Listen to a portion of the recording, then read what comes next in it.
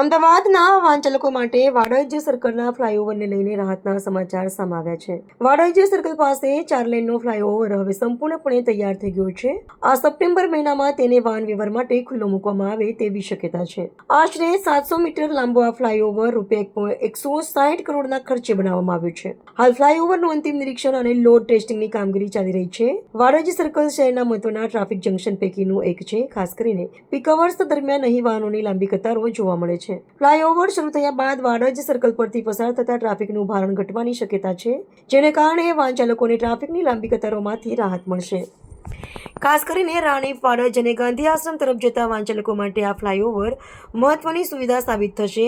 હવે અંતિમ કામગીરી પૂર્ણ થયા બાદ સપ્ટેમ્બરમાં ફ્લાયઓવર ક્યારે ખુલશે તેના પર સૌની નજર છે।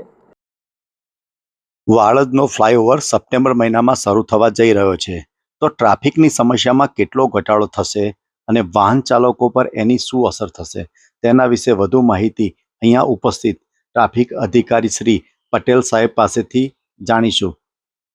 જણાવ્યું રિપોર્ટર સાહેબે કે આ બ્રિજ હવે ટૂંક સમયમાં ઓપન થવા જઈ રહ્યો છે, તો આનો મેજર ફાયદો થશે કે જે પલક બાજુથી આવતા વાહનો છે એ સીધા જે ઇન્કમટેક્સ જઈ રહ્યા છે એ સીધા જશે। સાથે આપ જોઈ રહ્યા છો આરટીઓ બ્રિજ બંધ હોવાના કારણે દધીજી બ્રિજ ઉપરથી વધારે ટ્રાફિક આવે છે। એ જે દધીજી તરફથી જે ટ્રાફિક આવે છે ને એ ટ્રાફિકને અહીંયાથી આમ ડાયવર્ઝન આપેલું છે યુટર્નમાં। હાલ આ બંને ટ્રાફિક ભેગા થવાથી અહીંયા ઘણીવાર ટ્રાફિકની સમસ્યા થાય છે।